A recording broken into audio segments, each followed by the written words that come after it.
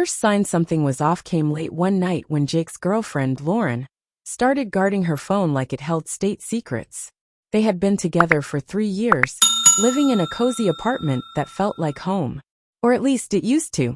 Jake wasn't the type to snoop, but the shift in her behavior was hard to ignore.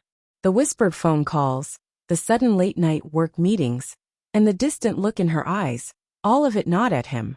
One day, while Lauren was out, Jake's curiosity got the better of him. He opened her laptop, which she had carelessly left unlocked. What he found was devastating. A string of flirtatious messages between Lauren and someone named Zach, complete with plans to meet at a hotel the previous weekend. Jake's hands shook as he closed the laptop. His chest felt tight, anger and heartbreak crashing over him in waves. The confrontation.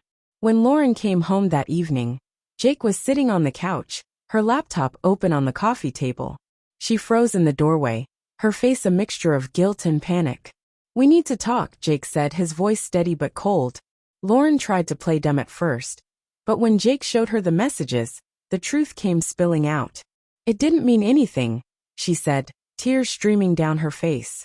"I was confused, Jake. But I love you, and I want to fix this." Jake stood, his jaw clenched. "You don't get to cry and play the victim here, Lauren. You betrayed me. You didn't even have the decency to tell me the truth. I had to find out like this. But I made a mistake," she pleaded. "We can get through this. I'll do whatever it takes to earn your forgiveness." Jake's laugh was bitter. "Forgiveness? Lauren, you didn't just break my heart. You broke my trust. And without trust, there's nothing left." Packing her things. The next morning, while Lauren was at work, Jake made his decision. He grabbed a stack of cardboard boxes and started packing her things.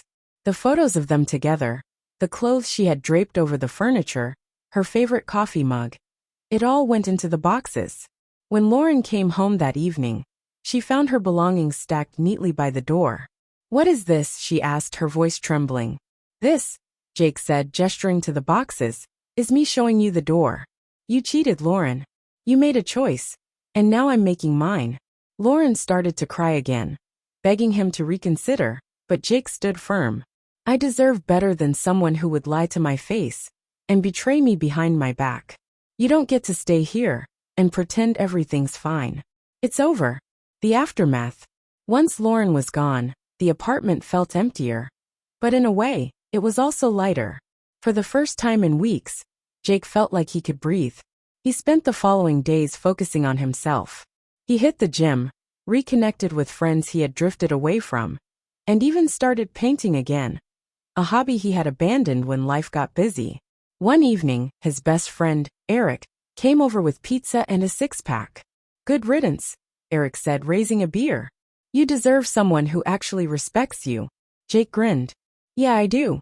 A new chapter." Months later, Jake found himself at an art gallery showcasing local talent. As he wandered through the exhibits, a woman with bright eyes and a warm smile struck up a conversation with him about one of the paintings. Her name was Emma, and she was an artist herself. What started as small talk turned into a deeper connection. Emma was kind, thoughtful, and genuine, a stark contrast to the storm he had endured with Lauren. Jake wasn't sure where things with Emma would lead, but for the first time in a long time, he felt hopeful. He had learned that heartbreak didn't define him, it shaped him. And now, he was ready for whatever came next. The end.